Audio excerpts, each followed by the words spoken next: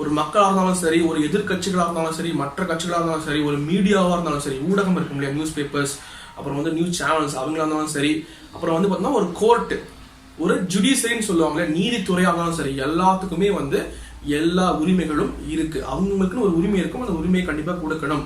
So அவங்க வந்து பார்த்தீங்கன்னா திங்க் பண்ணலாம், இந்த நிலைமை எப்படி இருக்கு, அரசாங்கம் எப்படி இருக்கு, இந்த சூழ்நிலை எப்படி இருக்கு, சமுதாயம் எப்படி இருக்குன்னு திங்க் பண்ணலாம்.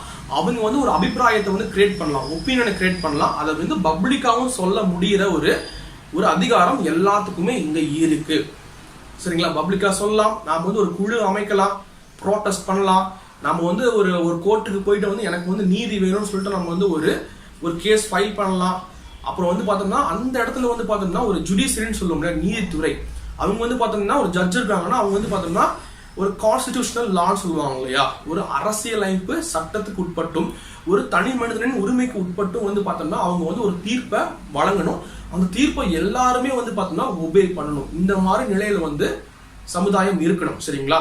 அதாவது ஒரு டெமோக்ரஸி, மக்கள் ஆட்சின்னு சொல்லும் போது அந்த நாட்டுக்குள்ள வந்து பார்த்தோம்னா தேர்தல் நடக்குது, மக்கள் ஓட்டு போடுறாங்க, மக்கள் தனக்கான ஒரு பிரதிநிதியை வந்து தேர்ந்தெடுத்தாலும் அந்த ஆட்சியாளர்கள் வந்து பார்த்தோம்னா, அந்த ஒரு தலைவர்கள் வந்து பார்த்தோம்னா என்ன பண்ணணும்னு வச்சுக்கோங்களேன், ஆட்சி புரியலாம், ஆனா வந்து அந்த ஒரு நாட்டுக்குன்னு சொல்லிட்டு வந்து பார்த்தோம்னா ஒரு அரசியலமைப்பு சட்டம் இருக்கும், அதற்கு உட்பட்டும் அதே சமயத்துல ஒவ்வொரு தனி நபருக்கும் வந்து பார்த்தோம்னா உரிமைகள் இருக்கும், ரைட்ஸ் இருக்கும்.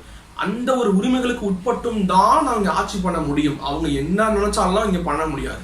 எல்லாத்துக்குமே எல்லா உரிமையும் கொடுக்கப்பட வேண்டும். அந்த மாதிரிதான் வந்து பார்த்தோம்னா அந்த ஆட்சியாளர்கள் வந்து மக்களால் தேர்ந்தெடுக்கப்படக்கூடிய அந்த ஆட்சியாளர்கள் வந்து ஆட்சி புரிய வேண்டும். அவங்க என்ன நினைச்சாலும் அதை பண்ண முடியாதுங்கிறது தான் கடைசியான ஒரு மக்களாட்சியோட ஒரு பண்புன்னு சொல்ல முடியும்.